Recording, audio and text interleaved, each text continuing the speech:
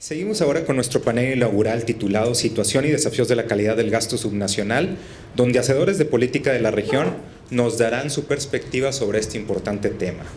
Este panel estará conformado por Alejandro Caldarelli, secretario de Provincias y Municipios del Ministerio del Interior, Obras Públicas y Vivienda de Argentina; Raquel Flexa, directora de Gestión Estratégica del Ministerio de Economía de Brasil; Roxana Rodríguez, viceministra de Finanzas y Presupuesto de la Secretaría de Finanzas de Honduras; Fernando Arechederra, titular de la Unidad de Coordinación con Entidades Federativas de la Secretaría de Hacienda y Crédito Público de México; y Óscar Llamosas, viceministro de Administración Financiera de la Subsecretaría de Estado de Administración Financiera del Ministerio de Finanzas de Paraguay. Modera este panel Emilio Pineda, jefe de la División de Gestión Fiscal del BID. Bueno, muchas gracias a todos por la paciencia para poner a trabajar a los sistemas de sonido. Contamos con un panel de lujo, o sea que les agradezco enormemente a cada uno de ustedes la presencia en este panel y seguro que va a ser un panel muy rico. La forma como vamos a dialogar es, voy a hacer yo una breve pregunta a cada uno de ustedes y para que ustedes comiencen el diálogo, y después buscaremos dejar un espacio amplio de unos 20 minutos para que podamos discutir y platicar con los presentes en el foro. Entonces, si me lo permiten, me gustaría comenzar por orden alfabético de los países, así que comenzaría con Alejandro. Alejandro, como secretario de Provincias en Argentina, ha tenido una amplia experiencia en los últimos años en la búsqueda de acuerdos y de reformas que logren mejorar la calidad del gasto subnacional en Argentina. Entonces, me gustaría, Alejandro, si nos puedes compartir desde tu experiencia y tu visión, cuál debe ser el rol que tienen que jugar los gobiernos nacionales para lograr que mejore la calidad del gasto subnacional. A ver, ¿se escucha ahí?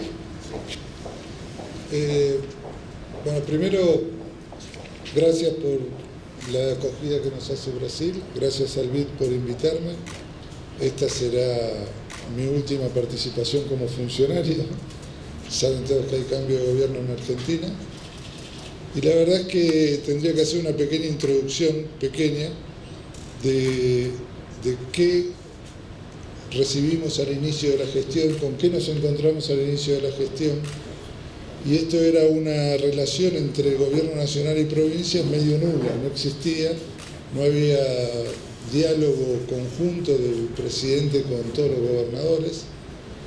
Así que el mandato que tuvimos al inicio fue fortalecer ese federalismo que nosotros creemos firmemente que debe ser la base para llegar a todos los acuerdos y para poder mejorar la gestión fiscal, económica, financiera y además atender a los temas importantes como son la pobreza, los servicios públicos, todo lo que la responsabilidad de un funcionario tiene que atender para mejorar la calidad de vida de todos los habitantes de la Argentina.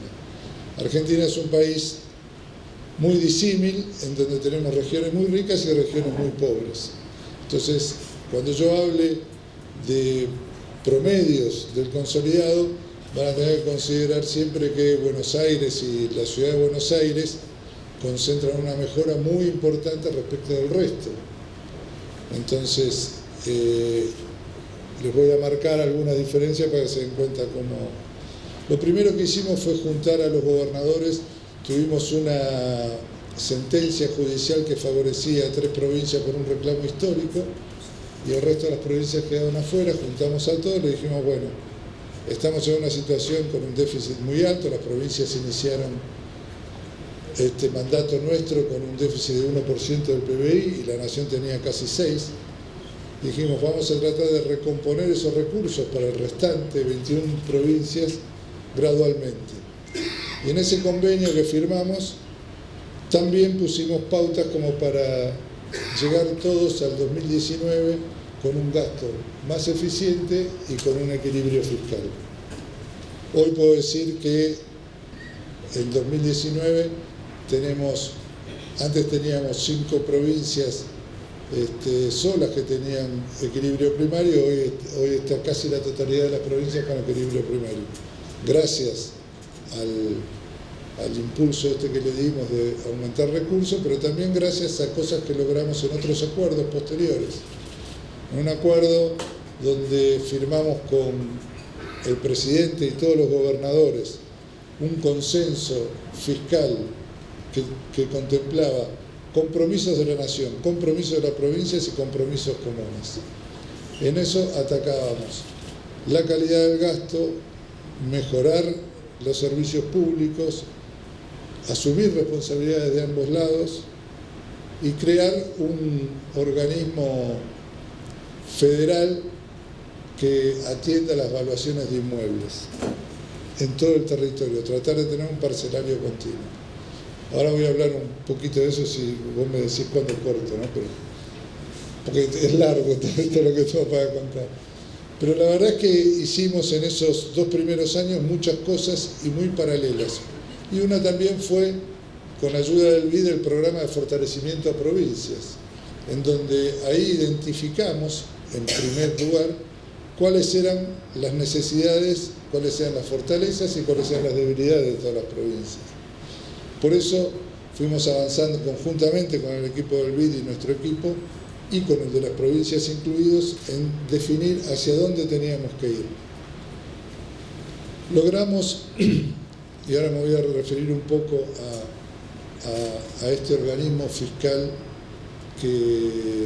para la evaluación de los inmuebles en la Argentina, logramos identificar que en ese momento, y en conjunto con todas las provincias, cuáles eran las deficiencias que teníamos. Entonces, sin información no se pueden hacer políticas públicas eficientes. Teníamos 40% de las propiedades no registradas, en promedio. Cuando yo les digo, como les dije antes, en promedio, piensen que en la ciudad eran el 60 y en Jujuy eran el 20. Perdón, al revés, eran 60 no registradas. No teníamos identificados en casi un 40% cuál era el titular. Eso generaba que las boletas de impuesto inmobiliario fueran devueltas. Ahí tenemos pequeñas cosas en donde en un esquema que pareciera que va a ser solo para generar ingresos, nos ayuda a reducir el gasto en un montón a hacer más eficiente el gasto en un montón de actividades que están dirigidas seguramente a generar más ingresos. Pero con toda esta información nos juntamos con todas las direcciones de catastro de todas las provincias y tuvimos 1 año y medio trabajando en cómo conformar esta institución que perdurara en el tiempo y que no dependiera de la decisión de un funcionario. Así logramos armar esto y se constituyó en diciembre de 2018. Y este año empezamos a trabajar muy fuerte en definir metodologías y procesos para que sea uniforme el método para evaluar las propiedades en todo el territorio nacional y lograr tener un parcelario continuo subido a la web donde todos podamos acceder a esa información. Incluso los colegios de escribanos, los contribuyentes mismos, facilitando las tareas de no tener que hacer tanto trámite para llegar a inscribir una propiedad ahí bajamos costos también, pero para la gente.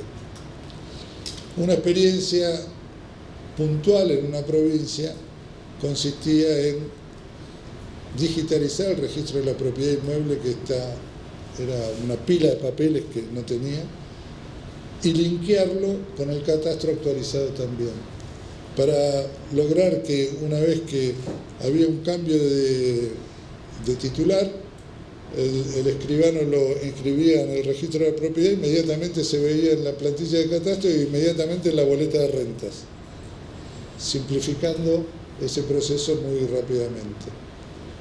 Lo que ayuda a avanzar en esto era lograr esos consensos.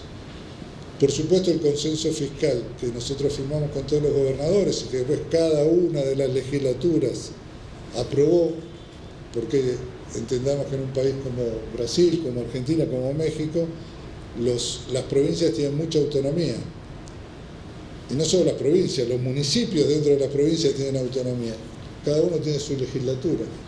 Entonces era necesario que todas las provincias aprueben esto. Nosotros logramos ese acuerdo, las provincias lo ratificaron y a partir de ahí comenzamos a trabajar en esta institución que creamos para mejorar el impuesto inmobiliario, tener un parcelario continuo, evitar que en el límite de una provincia, un mismo campo, pague un impuesto inmobiliario de una determinada magnitud y del otro lado de la provincia pagaba menos. Entonces si iba el dueño y le decía, che, ¿por qué no corres el límite? Así yo pago menos de este lado. Entonces esas inequidades las vamos a corregir. Pero lo más importante, y que también tiene que ver con el gasto, este parcelario continuo es solo una base de lo que nosotros estamos pensando en esta institución, y es el desafío que tenemos y estamos trabajando para ello, que es generar arriba de esta base cero que nosotros llamamos, que es el catastro inmobiliario rural y urbano, todas las otras capas que tienen que ver con minería, con hídricos, con servicios públicos, con todas las capas que podamos, que estamos trabajando y en algunas provincias lo estamos trabajando así, que nos permite al hacedor de políticas públicas tener mucha información para mejorar la calidad de ese gasto que vamos a realizar en cualquier área o cualquier sector. Dónde construir las viviendas, porque mitigamos riesgos y sabemos que por acá no se va a poder. En Argentina tuvimos construcciones de viviendas en el pasado, que cuando nosotros llegamos se inundaron todas, tuvimos que correr todas las viviendas para otro lado. O por ejemplo, un ejemplo sencillo es, todos hacemos obra pública. Nosotros hicimos en este proyecto y con el BID también en el programa, que después si tengo tiempo les cuento, obras, en donde la obra era perfecta, estaba el proyecto ejecutivo, estaba todo aprobado, pero resulta que en el transcurso de la obra había que cruzar un puente y estaban los caños del año 1945, entonces se nos demoró, nos salió más cara la obra, y con este catastro, si tuviésemos todos los servicios públicos como una capa más, podríamos ya en ese proyecto ejecutivo evitar ese costo adicional que tuvimos. Entonces ayer yo escuchaba y decíamos, son pequeñas cosas las que tenemos que ir haciendo, porque una gran reforma es imposible para mejorar el gasto, pero cada pasito que nosotros vamos dando, desde la función que nos toque y de donde estemos, vamos a generar mejora en la calidad del gasto, mejora en la eficiencia del gasto, y la verdad es que nosotros hoy, que nos tenemos que ir en poco tiempo, nos vamos con la sensación de haber cumplido la tarea que nos tocó en el lugar donde nos tocó. Nosotros logramos con las provincias y con los municipios muchos acuerdos que creo que quedarán plasmados y marcarán la tendencia hacia adelante. Muchas gracias, Alejandro. Sin duda, acciones muy importantes las que han logrado en Argentina en los últimos años. Y continúo en orden alfabético. Raquel, una disculpa de que hable en español, mi portugués es pésimo, entonces voy a ser menos confuso si hablo en español. Usted ya comenzó a elaborar un poco en sus palabras de bienvenida las reformas importantes que está pensando el gobierno brasileiro en términos del pacto fiscal. Específicamente, ¿cuáles son las instituciones que se estima que se tienen que fortalecer o los arreglos institucionales que se estima que se tienen que fortalecer desde el gobierno nacional o tal vez también a nivel subnacional para poder fortalecer una eficiente gestión del gasto subnacional en Brasil? Y de nueva cuenta, muchas gracias por recibirnos aquí en Brasil. Emílio, estão ouvindo? Está ok? Perfeito. Muito interessante a pergunta. Eu preparei uma fala aqui que tem a ver, talvez é um assunto que eu não ouvi pelo menos ontem, porque também o assunto não tinha a ver com os entes subnacionais, mas tem a ver com o que eu estudei durante todo o meu período de doutoramento, que tem a ver com os consórcios intermunicipais, especificamente na área de saúde. Então, eu me dediquei a entender esse tipo de instituição interfederativa dentro do estado do Rio de Janeiro. E justamente entendendo, dentro de uma escassez de recursos, olhando principalmente municípios de pequeno e de médio porte, onde eu acho que Mansueto comentou ontem sobre como o nosso Sistema Único de Saúde é conformado dentro dos princípios de universalidade, integralidade e equidade, a dificuldade que você tem de prover efetivamente esses serviços. E esse se mostra como os consórcios, e aí eu estou falando de saúde, mas ele se aplica a saneamento, coleta de lixo, a 1000 outras pautas que têm a ver com essa questão da conformidade dos centros metropolitanos ou então mesmo áreas rurais, mas com proximidades de cidades. Onde você não tem escala para o fornecimento dos serviços públicos. Então, eu preparei uma fala que tem a ver justamente com isso. E o meu estudo, ele falava sobre 2 pontos. A gente está com foco de Latinoamérica, mas esse é um tipo de arranjo que ele é muito comum na Espanha. Então, se você olhar a Catalunha, em especial, eles têm esse tipo de arranjo em cidades que são cidades de tamanho de talvez 4.000 habitantes, 5.000 habitantes, 10.000 habitantes. Então, eles falam, eu não tenho capacidade em uma cidade de 4.000 habitantes de ter um hospital psiquiátrico ou um hospital oncológico. Eu não tenho gente suficiente para poder fazer o provimento desse tipo de serviço. Então, será que não seria razoável fazer um consorciamento de 10, 15 municípios para conseguir bancar esse tipo de despesa e atender a minha população na sua plenitude? Então, eu tentei trazer esse tipo de debate para entender como no Brasil isso estava acontecendo. E por que eu achei que era bastante interessante ter esse debate no Brasil? Porque você vê que dentro do Brasil, os estados têm experiências completamente distintas sobre consorciamento. Nitidamente, o estado de Minas Gerais conseguiu avançar muito com esse tipo de experiência. O Rio Grande do Sul avançou muito com esse tipo de experiência. O estado do Paraná é muito avançado. Talvez o Rio de Janeiro seja um dos mais carentes para esse tipo de experiência.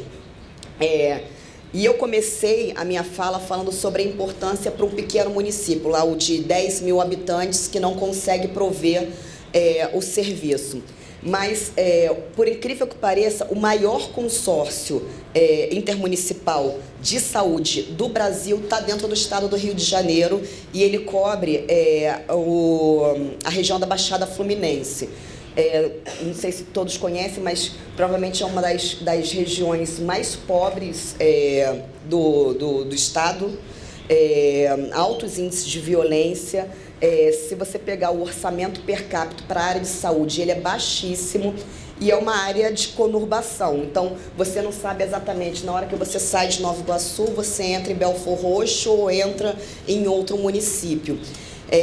Numa situação dessa, o provimento de serviço, por exemplo, de emergência, que a gente chama do SAMU, então uma ambulância para fazer o tratamento de emergência. Então, como é que eu vou circunscrever para falar? Ele está dentro desse município ou está dentro de outro município?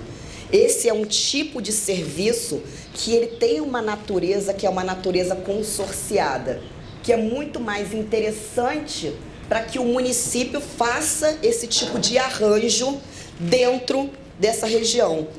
E nesse caso, especificamente desse consórcio intermunicipal da Baixada Fluminense, eles começam a fazer a institucionalização em cima justamente dessa experiência. Então, começa com isso e depois eles começam a fazer a administração de um hospital regional. Depois eles começam a olhar uma lacuna deles, que era o provimento de serviços de média complexidade na área de saúde. Então, vamos fazer a contratação conjunta, porque um único município não consegue ter poder de barganha para fazer essa contratação. Então, eles começam, se eu não me engano, ali são 14 municípios, e eles começam a fazer essa contratação conjunta. Então, vira um elo onde eles fazem ali contratos de rateio, e a partir desses contratos de rateio, eles fazem um financiamento desse tipo de consórcio. Então, eu falei do ponto de vista da prestação de serviço. Então, onde que entra o Estado e o governo federal?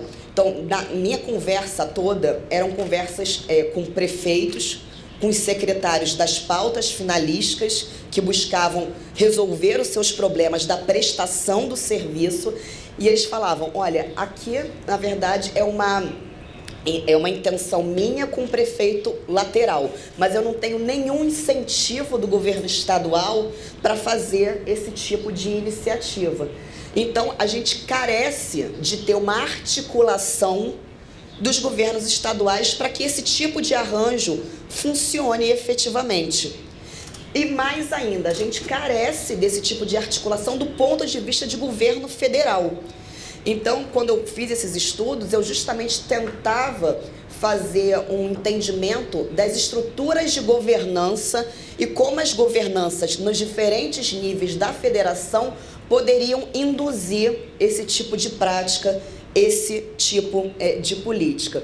Então, eu achei que a pergunta coube muito bem em cima do que eu acredito, em cima do que eu acabei de estudar nesse momento, e no momento de escassez de recursos que a gente vê em estados e municípios, eu acredito que esse é um grande tipo de arranjo institucional para a gente resolver as lacunas da prestação de serviço nos entes subnacionais.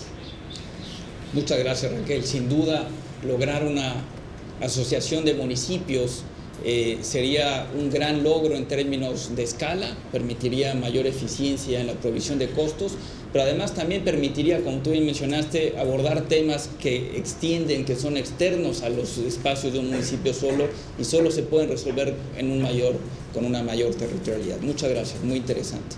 Continúo por orden alfabético, así es que sigo contigo, Roxana. Espero que el micrófono esté funcionando bien. Raquel, Roxana ya adelantó la relevancia que tienen los municipios también en la gestión fiscal subnacional.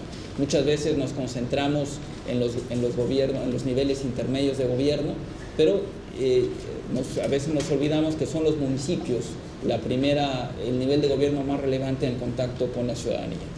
Entonces, en este contexto, te consulto si nos podrías compartir un par de instrumentos o acciones concretas que hayan hecho ustedes en Honduras en la búsqueda de fortalecer la gestión subnacional y particularmente municipal. Muy buenos días. Fíjate que sí, en efecto, hemos venido trabajando de cerca con los gobiernos locales a fin de fortalecer especialmente sus capacidades. Te encuentras especialmente en Honduras, pues somos 298 gobiernos municipales, que al final el hecho de fortalecer las capacidades en el tema principalmente de recursos humanos, en donde cada uno de las personas o que conforman este gobierno, desde los alcaldes y los empleados, el hecho de que no cumplan sus funciones en el aspecto de acuerdo a procedimientos, establecimientos, te conlleva una ineficiencia en el cumplimiento de esas funciones. Y a través de asistencias técnicas y acompañamientos, tanto del gobierno nacional y por organismos internacionales, hemos venido trabajando en fortalecer esas capacidades a fin de generar mayores competencias y eficiencia en lo que es la ejecución del gasto a nivel subnacional. Otro de los aspectos importantes que nosotros hemos realizado, en el 2016 aprobamos lo que es la Ley de Responsabilidad Fiscal. Dentro de este marco están contempladas las municipalidades. Dentro de ello, pues contando con el registro, especialmente uno de lo que es su ejecución, en qué estamos invirtiendo los recursos, especialmente aquellos recursos que son transferidos por los gobiernos nacionales y obviamente aquellos ingresos que generan estos gobiernos.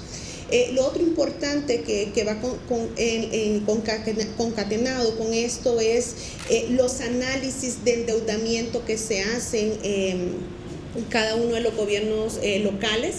Con ello hemos hecho, por decirte, un trinomio entre lo que es el sistema bancario nacional, Congreso Nacional y el gobierno nacional, que obviamente cada endeudamiento que tome un gobierno local, obviamente tenga un respaldo, se hace un análisis de indicadores para que este gobierno sea responsable y obviamente pueda cumplir esta deuda que se está adquiriendo.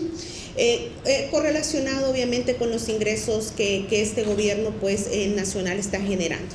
Otro de los temas importantes que se ha venido trabajando es que nosotros tenemos una secretaría, que es la Secretaría de Gobernación y Justicia, que es como el ente rector, en este caso, de lo que son los gobiernos locales, y hay una comunicación muy dinámica a fin de dar seguimiento, obviamente, a los ingresos que están percibiendo y los ingresos que perciben por el gobierno nacional, a fin de que sean destinados en áreas tanto de infraestructura social, escolar, de salud, y especialmente también en temas orientados a niñez y la mujer.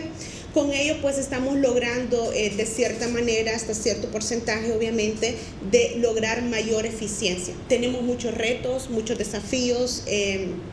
Hoy por hoy, aún en nuestro sistema de administración financiera que ejecutan las municipalidades, no están todas. De 298 municipalidades tenemos pues 218 que están ejecutando a través de este sistema, que al final la información de alguna manera es poder para la mejor toma de decisiones y la mayor eficiencia en los gastos que se realizan a nivel del gobierno nacional.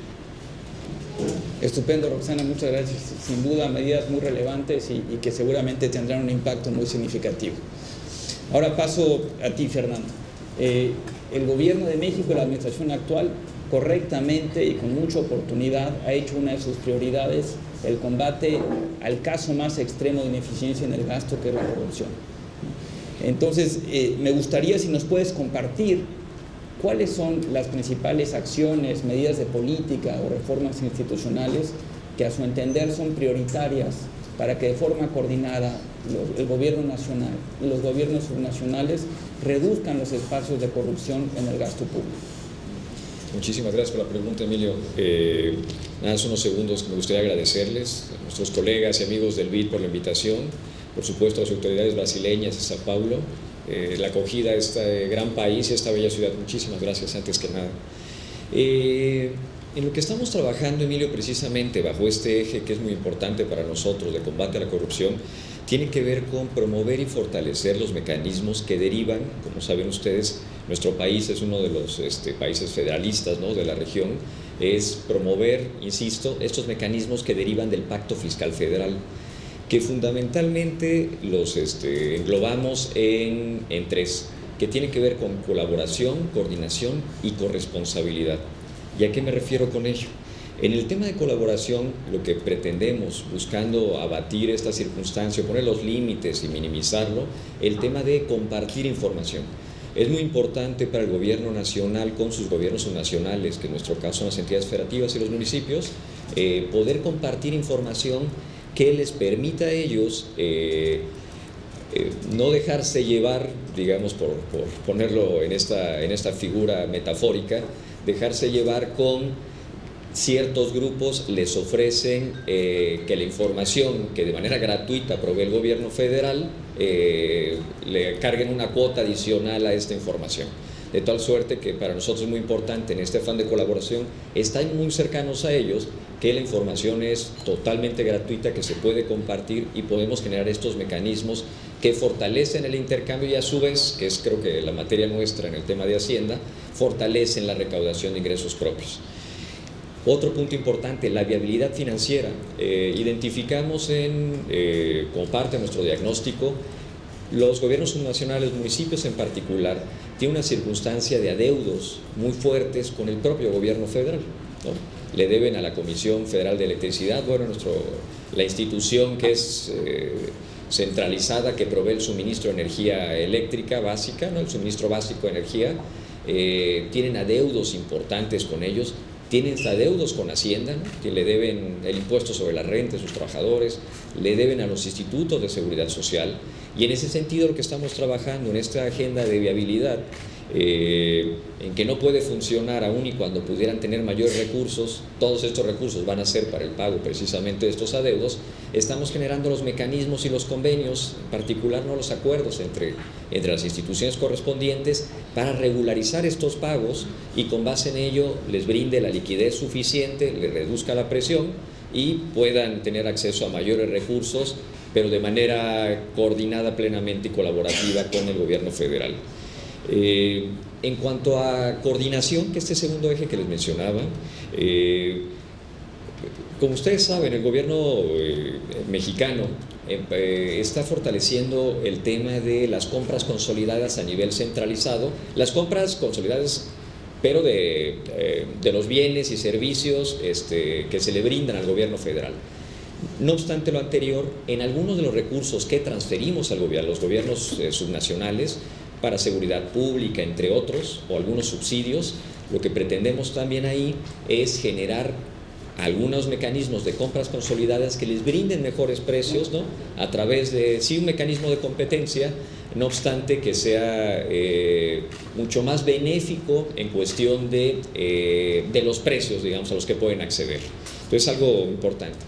Otra situación en este mecanismo de coordinación es la coordinación con los órganos de fiscalización.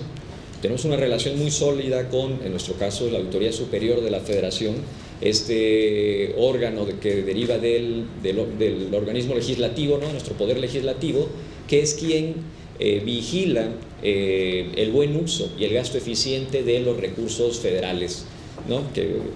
que aterrizan en los gobiernos subnacionales. En ese sentido, tenemos bastantes mecanismos de intercambio de información y de colaboración, también para tener criterios homogéneos en cómo se aplican o deben aplicar los recursos. Porque en nuestro caso, tú recordarás, Emilio, sucedía que el criterio que tenía el gobierno federal era muy distinto al que tenían los auditores, y quienes quedaban en medio eran precisamente los gobiernos subnacionales, al no saber de qué manera ejercer de manera eficientemente los recursos, ¿no? Esa parte la estamos trabajando de manera muy, muy fuerte. Adicionalmente, también algo que estamos combatiendo, y se acaba de aprobar una ley que es muy importante para nosotros, el combate a las facturas falsas, ¿no? En nuestro país, en México, en circunstancia de simulación en cuanto a las compras y a los servicios que se proveen a los gobiernos subnacionales y nacionales, y en ese sentido estamos trabajando muy fuerte en que se haya un mecanismo legal y una atención importante a evitar esta circunstancia con las factureras, ¿no? Las facturas falsas que se le llaman. Amén de algunas herramientas tecnológicas que el gobierno federal pretende proporcionar a los gobiernos subnacionales, incluso, y refiero a un ejemplo, para la propia nómina magisterial, ¿no? Que tengamos un mejor control y las entidades federativas, sobre todo los gobiernos subnacionales, tengan un mejor control de la nómina que pagan con sus propios recursos, que ahí se estaba fugando de manera importante recursos que son de las entidades. Y en el tema de corresponsabilidad, también nosotros debemos brindar certeza jurídica en los recursos que les proporcionamos.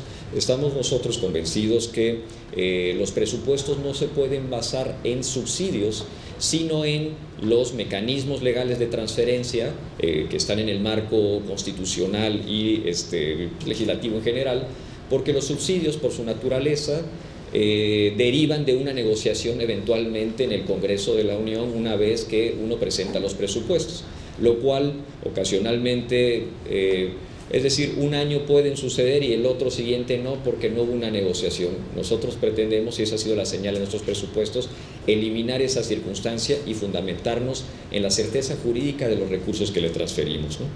Y por último, fortalecer también, Emilio, los grupos de trabajo del Sistema Nacional de Coordinación Fiscal. Estamos dando un impulso importante a todos estos grupos de trabajo que tenemos entre las entidades federativas y el gobierno federal, e incluso con algunos municipios, para que la información sea más clara y transparente hacia dónde vamos y cuáles son las preocupaciones de los gobiernos subnacionales, en el entendido de que la política federal logre y la subnacional logren alinearse, pensando, uno, en lo que mencionabas hace un momento, donde aterriza o donde se vive cualquier político, prácticamente cualquier política pública, es en los municipios.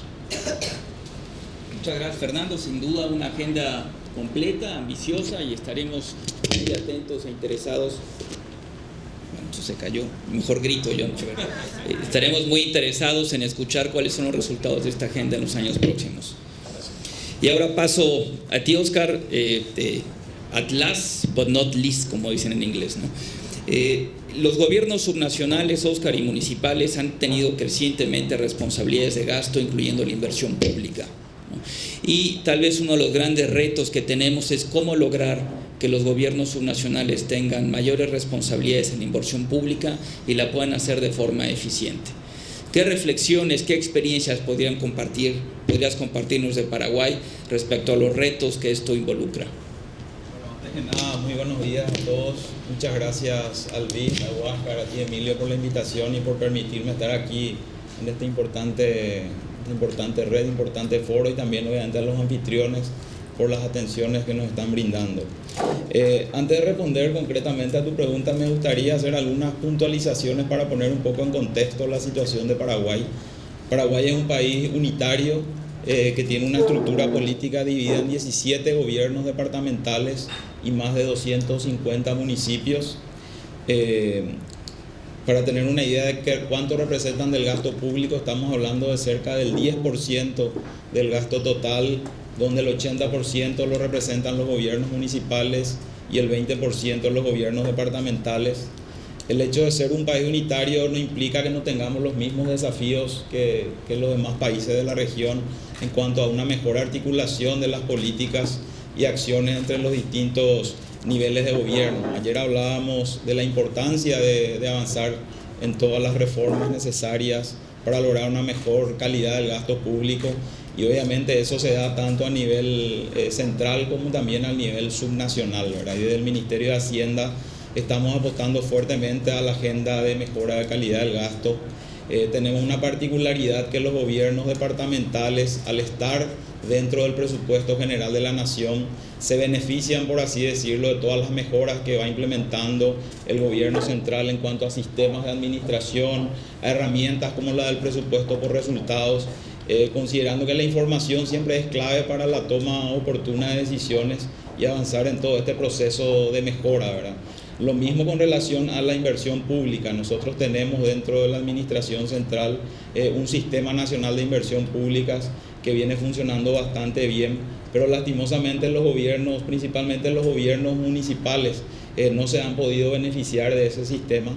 Entonces estamos trabajando fuertemente con el apoyo del BID para incorporar y desarrollar un sistema, primero un sistema integrado de administración financiera a nivel municipal que permita, como dije, integrar a estos niveles de gobierno a todas las mejores prácticas en lo que hace a la gestión financiera pública, y obviamente también fortalecer todo lo relacionado a los procesos de inversión, ¿verdad? Si bien dentro del Paraguay tenemos un órgano que se encarga de controlar la ejecución del gasto y algunas asignaciones específicas, principalmente las transferencias que hace el gobierno central que provenientes de las regalías, que deben ser direccionadas exclusivamente a inversión pública, lastimosamente no está muy desarrollado dentro de estos niveles de gobierno.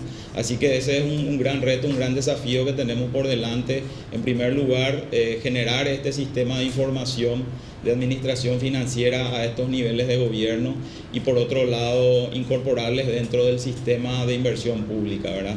Este año tuvimos una experiencia con relación a una asignación específica de recursos a 4 municipios en particular, que una condicionante para recibir esos recursos era que presenten proyectos y que esos proyectos ingresen a través del canal del sistema que mencionaba. Así que creo que ahí vamos a ver los resultados de esa experiencia, y ojalá que sean positivas y así podamos poder replicarla a los demás municipios. Muchas gracias, Oscar. Sin duda son retos que estoy seguro comparten la mayor parte de los países de la región y particularmente a nivel municipal, y es algo que tendremos que trabajar de forma coordinada y en los próximos años.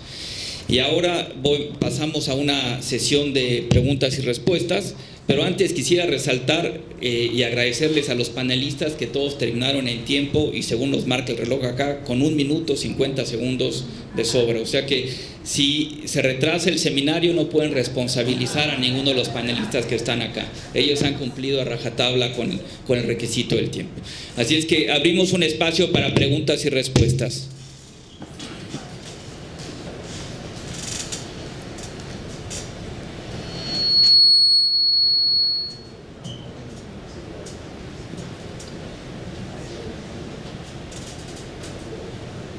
No se agolpen, no sean tímidos. tenemos, yo creo que esta es una oportunidad muy valiosa, o sea que los exhorto para que platiquen o hagan sus preguntas. Pero bueno, mientras se animan, y dado que tengo el monopolio del micrófono, perdón, discúlpenme, adelante por favor. En cuanto dije que iba a hablar yo, eso fue suficiente para que... Sí, Juan Pichigua de Perú.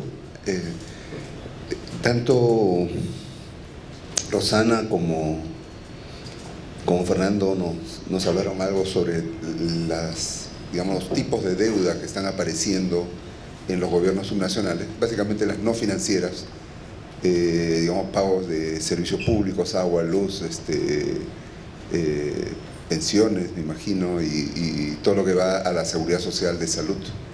En Perú es probablemente la parte más importante de la deuda, no tanto de las municipalidades, pero sí de los gobiernos regionales, pero sí, en las municipalidades, en algunos casos, esta deuda no financiera los ha puesto en una situación de insolvencia, de incapacidad, o sea, no solamente un nivel de endeudamiento que supera sus ingresos y activos en general, sino también la posibilidad de responder a sus obligaciones de pago en lo corriente. Y a estos no pagos de estos servicios se le ha unado una deuda de sentencias judiciales, básicamente laborales, no las que vienen de los proveedores, que también ocurre, por supuesto, pero es esta deuda no financiera, no asociado a gastos de inversión, sino a gastos corrientes que se van acumulando por no pago y que comienzan a ser problemas. No sé si algo de eso se puede profundizar. Gracias. Muchas gracias por la pregunta, y si hubiese alguna otra pregunta me gustaría recabar un par de preguntas antes de responder. Adelante, por favor.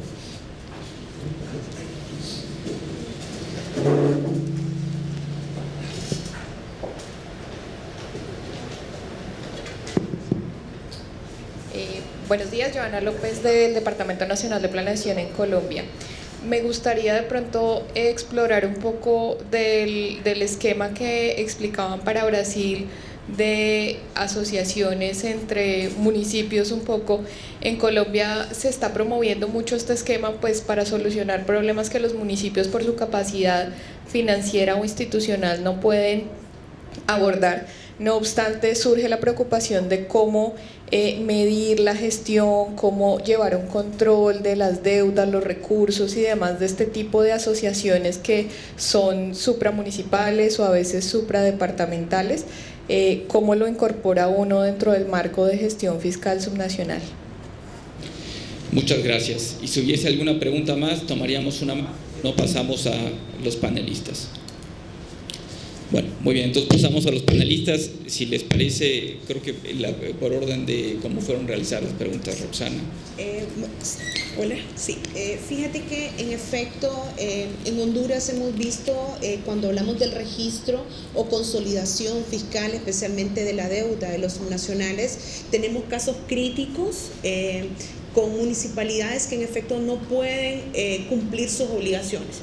De hecho, el día de ayer fui notificada en lo que estábamos en el taller que tuvimos un embargo a la Tesorería General de la República por el equivalente más o menos de $1 millón porque una municipalidad no logra cumplir sus obligaciones. Estamos trabajando realmente porque al final es una orden judicial que al no responder ese gobierno subnacional tiene que responder con recursos del Tesoro Nacional. Pero obviamente es un trabajo que estamos realizando, son retos con todas las, especialmente con aquellas municipalidades que son catalogadas en CIDE, para poder un ordenamiento fiscal y el control en lo que son las deudas. Básicamente pues son las acciones que estamos realizando, ¿verdad?, para hacer esa consolidación, pero sí tenemos estadísticas y datos donde hay municipalidades que no logran cumplir con sus obligaciones que hoy por hoy, que no son al final financieras directamente, pero sí estamos en ese reto y trabajando con el registro e identificación para el ordenamiento de las finanzas, especialmente en los gobiernos subnacionales. Muchas gracias, Roxana. Raquel? Então, com relação ao arranjo dos consórcios, Um primeiro ponto, em 2005, tenho quase certeza que é 2005, acontece a lei dos consórcios, que dá uma segurança jurídica justamente para essa figura, para a criação dos consórcios intermunicipais, independente do objeto que se deseja criar. E dentro da lei dos consórcios, são previstos alguns marcos e alguns instrumentos que criam os regramentos para que eles funcionem. E o primeiro deles é o protocolo de intenções. E nesse protocolo de intenções, os diversos municípios, então seus prefeitos colocam quais são os objetos. Não gostaria de falar, a gente teve um marco que tinha a ver com toda a parte de saneamento.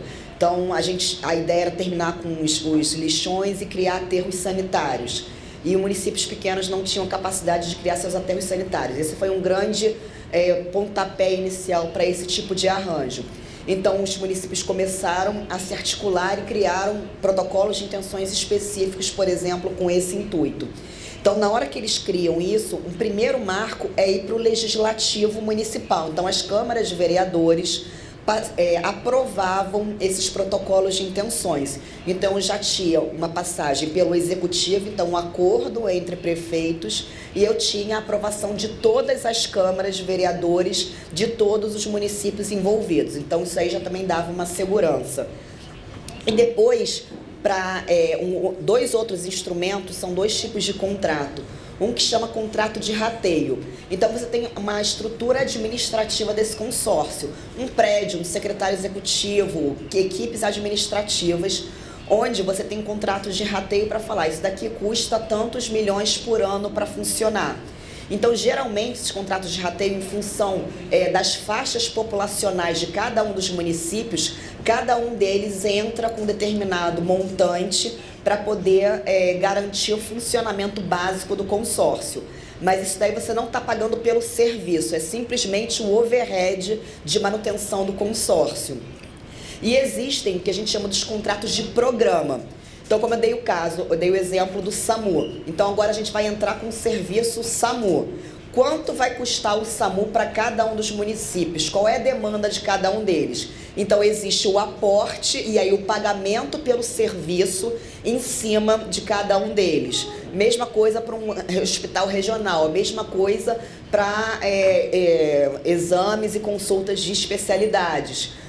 Poderia ser para a compra de medicamentos de alto custo. Então, tem esses dois instrumentos, tanto os contratos de rateio quanto os contratos de programa.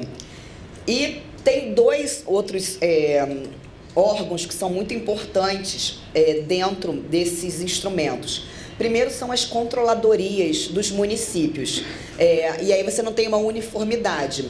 Quando eu olhava os consórcios mais bem-sucedidos, você vê uma proximidade muito grande desses consórcios com as controladorias municipais, porque é natural, por ser um arranjo razoavelmente novo e inovador, que haja muitos questionamentos sobre esse tipo de funcionamento. Então, tinha uma proximidade para tentar reduzir essas assimetrias de informação e tentar ajustar esse tipo de coisa junto às controladorias municipais.